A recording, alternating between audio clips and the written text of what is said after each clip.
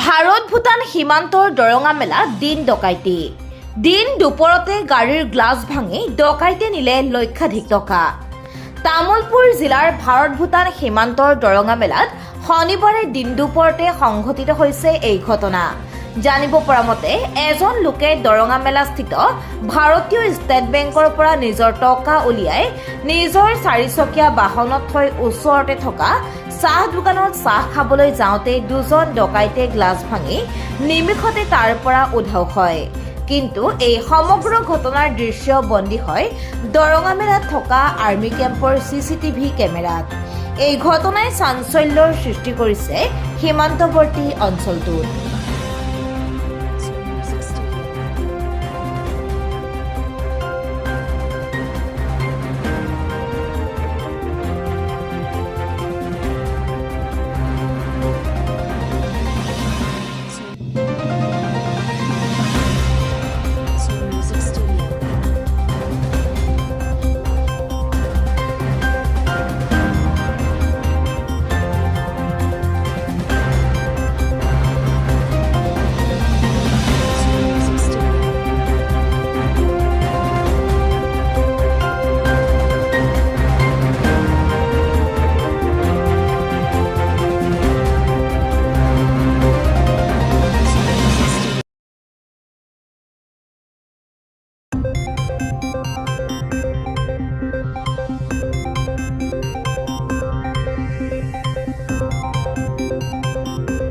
Music Studio.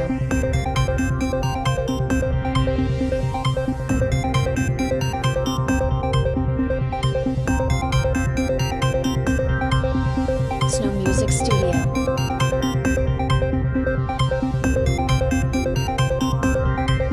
তাৰমানে মই 1 লাখ টকা চেক এটা তাতে ভঙাইছোঁ।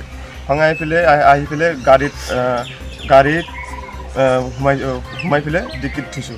থৈ পেলাই জাষ্ট মাত্ৰ মই চাহ দোকানত চাহ খাব দিছোঁ। আহি পেলাই চাওঁ চিচা ভাঙি পেলাই পইচা নাই গম পোৱা নাই এতিয়ালৈকে। মানে ফটোটো পাইছোঁ একদম ক্লিয়াৰলি ফটো ওচৰতে আমাৰ আৰ্মি কেম্পৰ চিচি ফুটেজত দেখা পাইছোঁ। 4জন ব্যক্তি আছে, একজনে কিবা দি এটা অস্ত্ৰ আছে, অস্ত্ৰ দি ভাঙিছে যাতে শব্দ নহয়, আৰু একজনে পইচা ওলাইছে। তেনেকুৱা পূৰা ক্লিয়াৰ ফটো ফুটেজ আছে। মই আৰক্ষীক ইনফৰ্ম কৰিছোঁ। ছাৰে চিচিটিভি ফুটেজ সবকেইটা চেক কৰি চাইছে। ছাৰৰ তাত ফুটেজবিলাক আছে। ছাৰে যোগাযোগ কৰি আছোঁ আৰু দৌৰা দৌৰি কৰি আছে, কিবা হয় এতিয়া ছাৰে জানে আৰু।